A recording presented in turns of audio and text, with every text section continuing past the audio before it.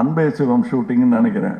அந்த கடைசி சீன் பொழைச்சி போன்னு சொல்கிற சீன் போது மழை வந்துருச்சு. நாங்கள் 3 பேரும் ஒதுங்கி ஷட்டருக்கு பின்னாடி நின்றுட்டு இருந்தோம்.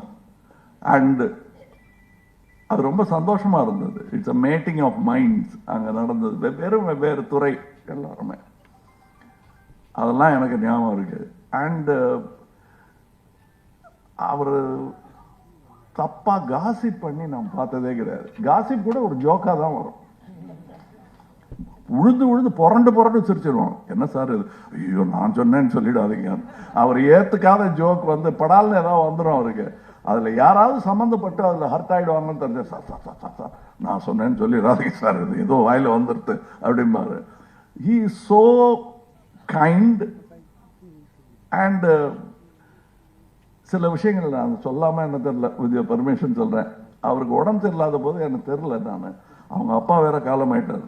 நான் அவரை கூப்பிட்டு அப்போ வாய் கொஞ்சம் குளர்ற மாதிரி இருந்தது. நான் என்ன அப்பா இல்லைன்றதுனால தண்ணி போட ஆரம்பிச்சிட்டிங்களா நீங்கள் அப்படின்னா, இல்லையண்ணா இந்த கதையெல்லாம் விடாதீங்க, பாம்பின் கால் பாம்பு அறியும் அப்படின்ட்டு நான். அவர் கொஞ்சமாக சிரிச்சுட்டு சரி நான் வேணா அப்புறம் ரொம்ப குளர்றது என்ன அப்படின்னாரு. இந்த பாருங்க எங்கிட்ட டபாய்க்க முடியாது அப்படின்ட்டு வச்சுட்டேன். அப்புறம் கூப்பிட்டு சொல்லியிருக்காரு, நீ வேணா போய் சொல்லிடு எனக்கு உடம்பு சொல்லுன்னு. என்னை வெஞ்சுட்டாருன்னாராம். அது அண்ணன் சொல்ற வார்த்தையே கிடையாது, தம்பி சொல்ற வார்த்தை அது. பட் அண்ணன் சொன்னார் அது. எனக்கு ஒரு அண்ணன் வாய்த்த மாதிரி மோகனுக்கு இப்படி ஒரு தம்பி வாச்சிருக்காரு.